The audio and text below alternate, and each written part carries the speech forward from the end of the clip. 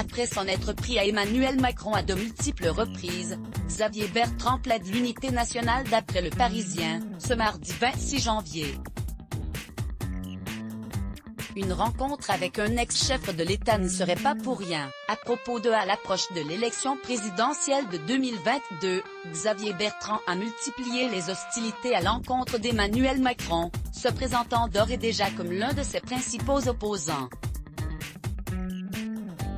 Mais alors que la menace d'un troisième confinement plane sur l'Hexagone, le président du Conseil régional des Hauts-de-France mise sur la solidarité.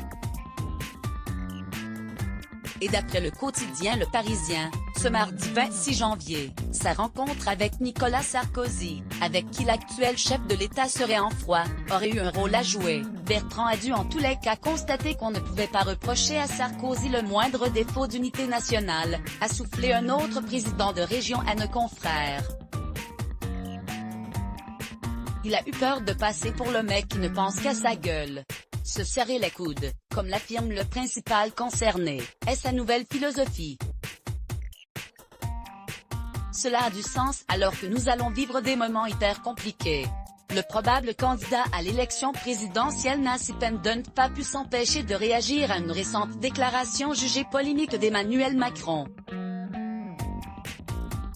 Celui-ci a estimé être à la tête d'une nation de 66 millions de procureurs lors d'un déplacement à l'université Paris-Saclay. Je pense qu'il y a une forme d'incompréhension du président de la République vis-à-vis des Français et aujourd'hui des Français vis-à-vis du président de la République, a estimé Xavier Bertrand sur les ondes de RTL ce lundi 25 janvier. Nicolas Sarkozy et Xavier Bertrand au siège de l'UMP, rue de Vaugirard. Le 1er décembre 2014, Tamala Bestimagé joue la carte de l'indulgence non moins dure que ceux qu'il a pu employer lors d'une interview accordée aux Parisiens, le 4 janvier 2021. Xavier Bertrand a alors réagi à la stratégie de vaccination de l'exécutif, à la traîne comparée à celle d'autres pays européens.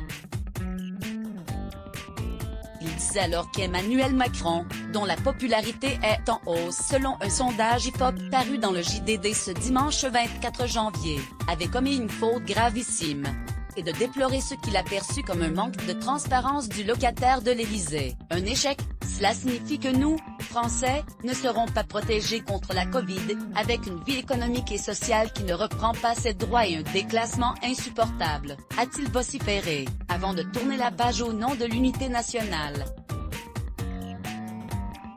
Rectifier le tir pour mieux rebondir?